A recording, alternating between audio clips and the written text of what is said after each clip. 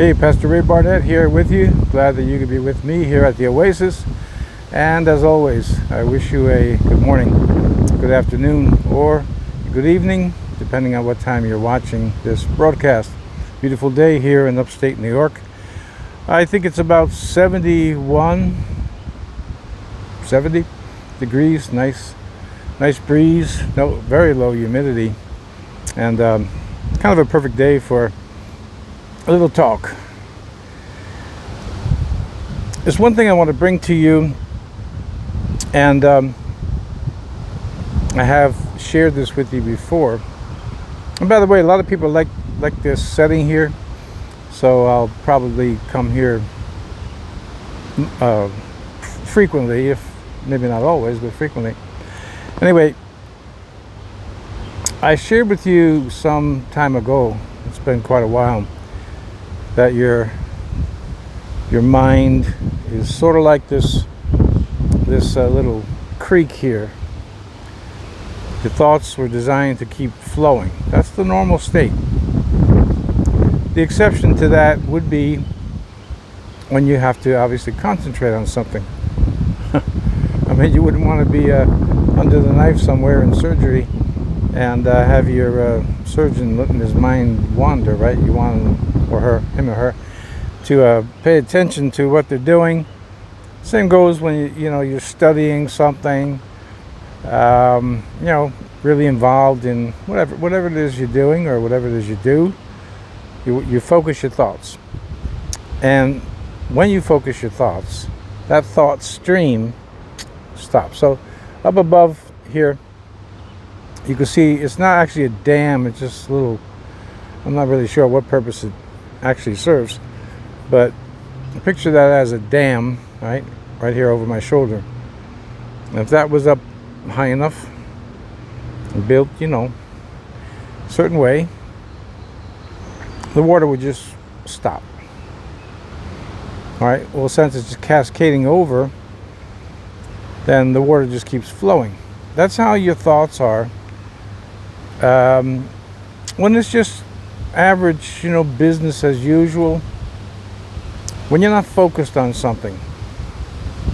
Now, there's two ways to focus your attention. One is to focus it on good things. Memorization of the Bible is a good thing. You got to be intent in your focus, have an intense focus. And again, you could just think of a lot of things where it just acquires your attention. For example, and I think I may have mentioned this to you, I really enjoy target shooting. I like going to the range, and I just like shooting my handguns.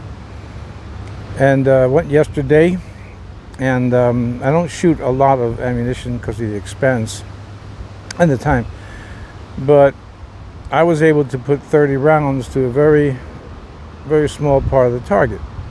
Now, well, how is that done? It's done by intense focus, mainly on the front side of a handgun.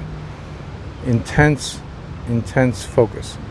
When I'm focusing on my shooting, everything else is out. I'm not thinking of anything else, just that one shot. And by the way, I always shoot for accuracy. I don't just try to hit paper, just hit the target. I want those bullets to go through the same place. Well, close enough. So you get the idea. When you're focused on one thing, then this stream here is dammed up. Your thought stream, it's not flowing.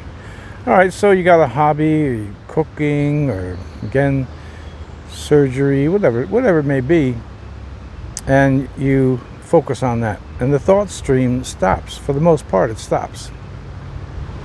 Now, the other side of it is what I want to discuss with you today that is not good to do, and all of you that have nervous symptoms do it. People in general, all of us, I suppose, have this one thing in common, and that's when we're focused on something that's not only bringing anxiety or depression, but it's perpetuating it. So let's go back to the thought stream here again. So you get a symptom. The symptom, let's say, it comes first. The thought can come first, then the symptom. Let me just go the other way around to illustrate. So you have a symptom, palpitations. That's my favorite go-to one because it's so easy to explain. Remember, there's thousands, literally thousands of nervous symptoms that you could have that you would never maybe guess that this is simply your nervous system. But we won't focus on those. So you get the palpitations and you start to focus on that. And always keep in mind, I remind all of you that it's very important that you've been thoroughly checked out by a healthcare profession, whether it's your stomach or it's your heart or whatever. And once all that's been eliminated, and in one case where I had my heart checked out after I had surgery a couple of years, I was directly told that this is nothing wrong with your heart, it's anxiety. So that was a relief to me. It really was. It was like, okay, I got it. If it's only anxiety, then there's nothing wrong with my heart. And I was getting some very explosive type of palpitations. I've never had them before that, never had them since. They're frightening. But I knew enough not to focus on that, because the more attention I paid to it, it was going to get worse. So this is what I want to say to you today. There is one thing in life that you must control, and that's your thoughts. I believe it was Marcus Aurelius, the Roman emperor, philosopher, who stated that a man's life is what his thoughts, her life, is what his thoughts make of it. The thought life is of tremendous importance to you and to me. What are you in the scriptures it goes this way: as a man thinks in his heart, so is he. So the thought life has tremendous importance. But here's the thing: when you are dealing with some type of nervous symptom, anything, or depression and so on, and you're focusing on that, okay, the thought stream now is stopped. So it's not your average experience. It's not the normal state. And what happens is that you are literally feeding that symptom, organic symptom, again, like the palpitations or anything. It's going to get worse because you're focusing on it with the thought of danger, right? We've talked a lot about that. And I do encourage you to just coming up here now on 300 videos, and I'm only on one subject all the time. Unlike some YouTube content creators, they're all over the road with different things, and I'm not. So a lot of good teachings are in the videos I've done over the years. But what I'm saying is that when you're focused and that thought stream stops, things are going to get worse. So there is one thing in your life that you absolutely must control, and those are your thoughts. Now, here's the challenge. Let's say for a moment, or for an example rather, let's say we're in downtown Manhattan, or wherever you live, pick a very large city, and we're looking for a certain person. And maybe I say to you, look, I'm looking for so-and-so. You don't know him and you don't know her. So I go through, okay, he's the height, it's here and built kind of like this way, and going to definitely have a blue suit on, and go through all these details. But the problem is it's lunchtime and there's a couple of million people on the street. So what you have to do is you have to pay attention. It's another type of focus, but you have to pay attention to be able to find that person or to spot that person. You say, well, there he is. We have these, puzzles and stuff like that people make up, psychologists make up or whatever. We used to have in the old highlight magazines when we were kids, and can you find whatever in this picture, the elephant? Can you see the tiger? All right, well, to do that, you got to really concentrate. So now we have another form of concentration, and that is you have to be vigilant as to what am I thinking at this moment right now. What are you thinking about life, about what you heard on the news, about your inner experience, about the outer environment? What is your interpretation? What are you thinking? And in order to do that, you have to really pay close attention to your thoughts. Now, when you find the thoughts coming in, I'm going to use palpitations. It's the easiest symptom to use for this podcast. And the thought of heart disease and heart attack and all that is coming in. And I say it all the time. You must have been thoroughly checked out to make sure it's not actual heart disease. But for most of you, you've already had a diagnosis of generalized anxiety disorder or panic disorder, depression. So it's safe to say that these palpitations, let's go down that list of all types of symptoms, is not organic in nature. It's nervous in nature. It's the nervous system. And this is fed, of course, by your thinking. Danger comes to the brain. You start to feel panicky, and the symptoms are getting worse. Now you're even more panicky, and you have a vicious cycle. It's just feeding off that like a fire. You're just fueling it. So what I'm trying to get at is this. It takes vigilance and discipline to be aware, to have an awareness of what's going through your mind. I mean, you could pick really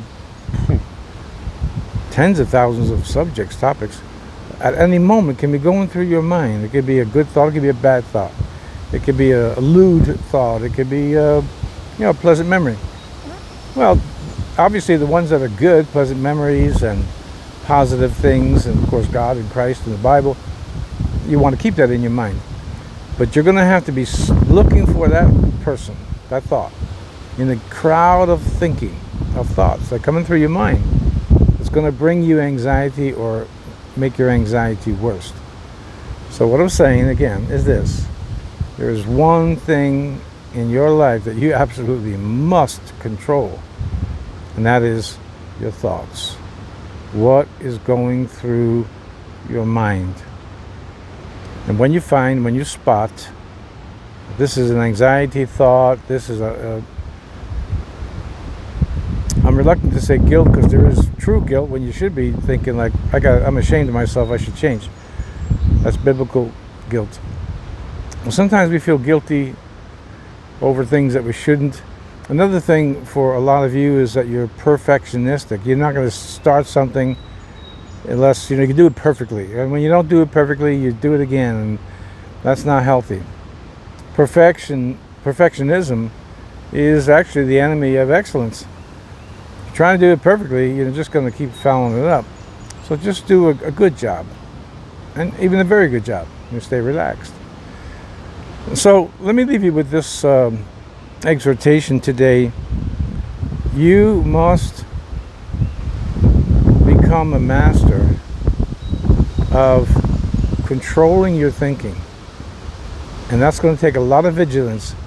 You say, "Oh, Pastor Ray, that can't happen." It can happen, and it must happen, but it does happen through much practice and much discipline. But it's something that you need to learn, and you got to start today. You got to start right now, and get your own thought life under control. So just a brief illustration. Let the thought stream flow. Don't let thoughts get you hung up. Oh, I think I'm dying. Oh, what about the world? Well, if you're biblically oriented, you can turn into my sermons on our other YouTube channel, Time for Truth Ministries. I talk a lot about the end times. And we know Christ is going to return, and what the earth would be like before he does, what the world would be like. So we're not going to be anxious about it. We're going to do our part to make the world a so-called better place, but we're not going to be anxious about it. And you can take it from there. You must control your thought life. As a man thinks in his heart, so is he, or so is she. Let the thought stream flow.